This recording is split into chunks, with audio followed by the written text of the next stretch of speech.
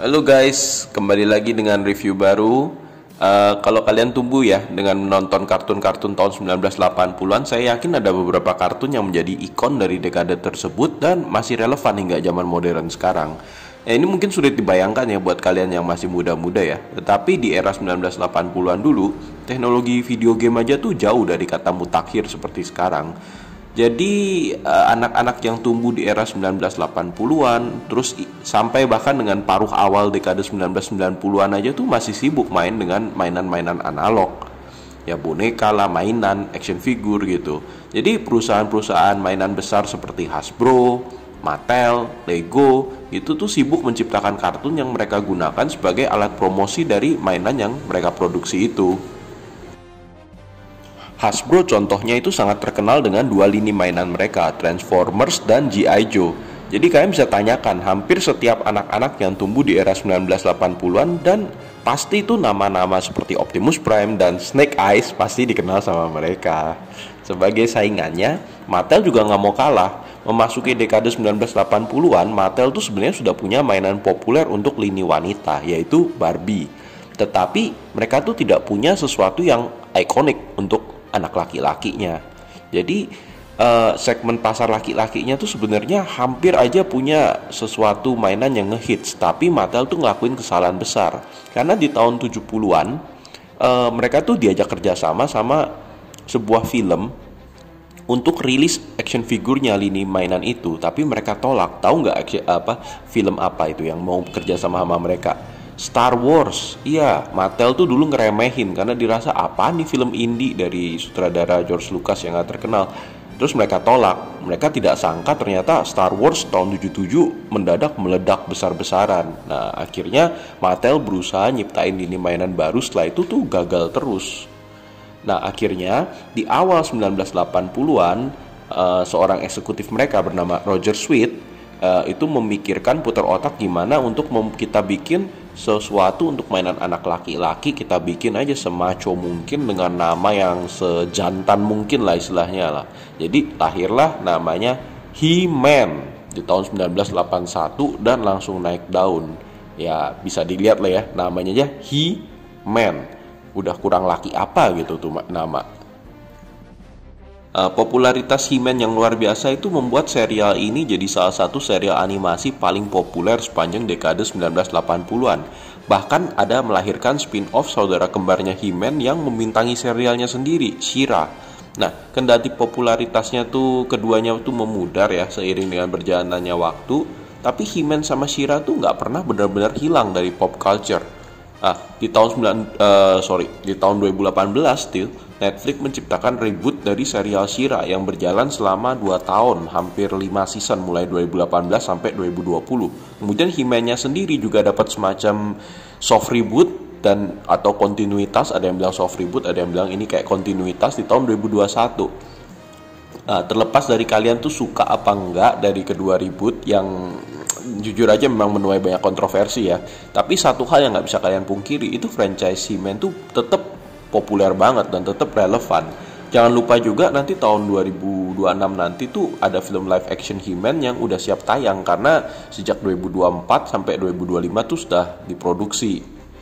Mengingat popularitas He-Man itu, ya tentu aja Mattel nggak mau kelewatan kesempatan menciptakan mainan brick set berdasarkan franchise He-Man itu. Karena lihat aja, serial-serial kartun populer tahun 1980-an lain tuh semua udah punya brick setnya. Coba kalau kalian pikir, Ghostbusters udah dapat dari Lego. Kemudian G.I. Joe ya sempat kerjasama juga sama Mattel sendiri. Transformers juga kerjasama sama Lego. Terus Teenage Mutant Ninja Turtles kemarinan juga sempat kerjasama sama Lego. Jadi mereka semua udah dapat mainan brick set mereka sendiri, kenapa nggak He-Man juga gitu kan? Jadi melalui lini Mega Construct yang memang punyanya Mattel, mereka pun ya rilis lini He-Man and the Masters of the Universe.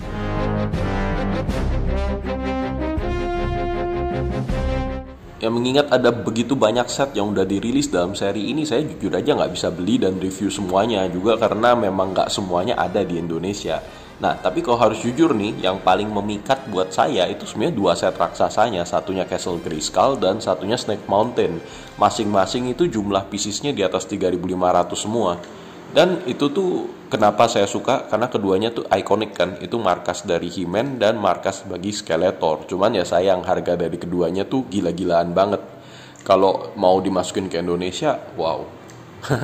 Ya nggak masuk akal lah. Kalau sebenarnya harga retailnya sendiri itu terbilang cukup miring sebenarnya kalau dibandingkan dengan misalnya jumlah pieces yang sepadan dengan Lego. Cuman kalau dimasukkan ke Indonesia ya kita tahu sendirilah, naik semuanya. Ya jadi apa boleh buat, saya pun terpaksa harus puas dengan 3 setnya yang ukurannya lebih kecil dan jujur aja harganya cukup ekonomis. Karena mungkin masuknya resmi ya.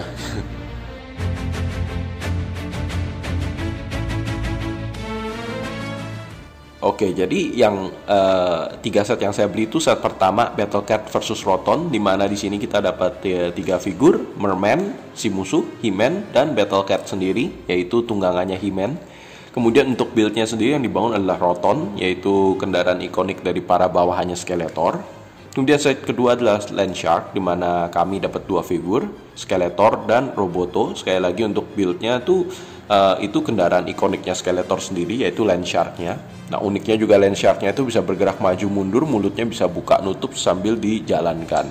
Set ketiga itu yang paling besar yang saya beli, tapi ya nggak besar-besar banget. Lagi-lagi dapat 3 figur, Hordak, She-Ra, dan He-Man, tapi yang He-Man-nya dalam wujud alter egonya, yaitu Prince Adam. Nah untuk build-nya sendiri di set ini ada monster raksasa yang jadi rekanannya si Hordak, yaitu Monstroid. Nah kesan saya setelah bangun 3 set ini adalah, masa Mega Construct kualitasnya kayak gini sih? Ya sulit dipercaya aja gitu, untuk merek yang katanya itu merupakan pesaing terbesar bagi Lego di pasar barat.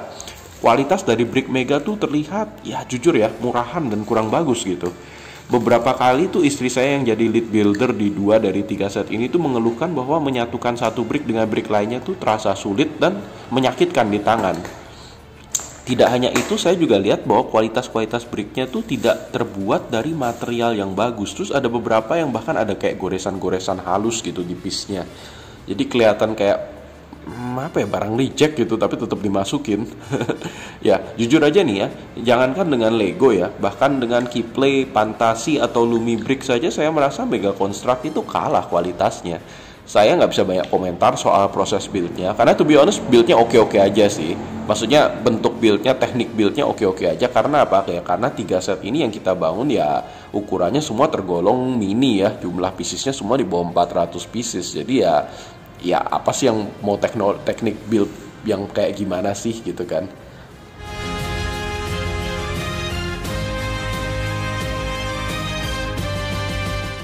Tapi malah yang mau saya highlight itu tuh minifignya. Karena kalau kalian nggak tahu sejarah hak kita Lego ya, alasan kenapa perusahaan-perusahaan lain sekarang tuh bisa bikin mainan brick-brickan seperti itu dan nggak bisa dituntut sama Lego, itu karena konsep interlocking bricks-nya Lego tuh udah habis masa patennya. Jadi bebas siapapun mau tiru.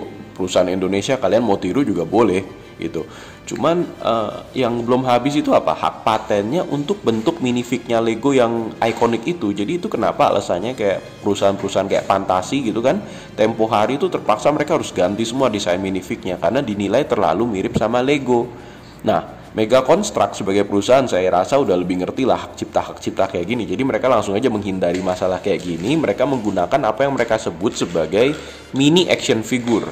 Nah ini pilihan yang cukup cermat sih saya bilang, karena untuk ibu perusahaannya Mega Construct yaitu Mattel itu kan udah punya pengalaman bikin action figure He-Man, She-Ra, Barbie dan semacam-macamnya itu.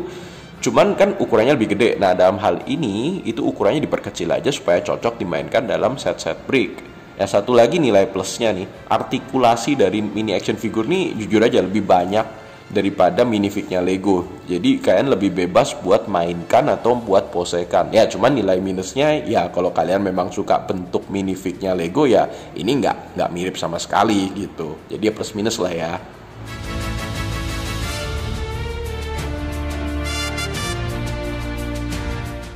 Pada akhirnya saya menyelesaikan ketiga set ini dengan perasaan campur aduk sih. Di satu sisi saya seneng sih karena franchise He-Man dan Masters of the Universe itu diberi perhatian yang cukup besar sama Mega Construct ya.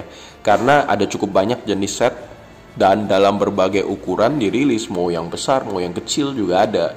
Terus karakter-karakter yang terkenal tuh nggak di lock di set-set yang besar. Jadi saya cukup puas bahwa 3 set yang saya beli itu udah ngikutin 4 karakter yang paling penting di franchise ini. Ada si He-Man, ada si She-Ra, 2 lakon utamanya, dan ada Skeletor dan Hordak, yaitu 2 musuh bebuyutannya mereka.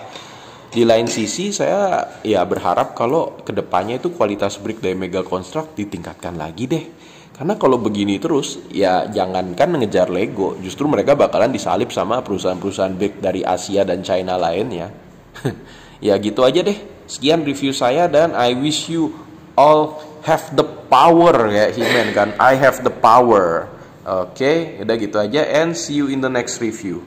Bye.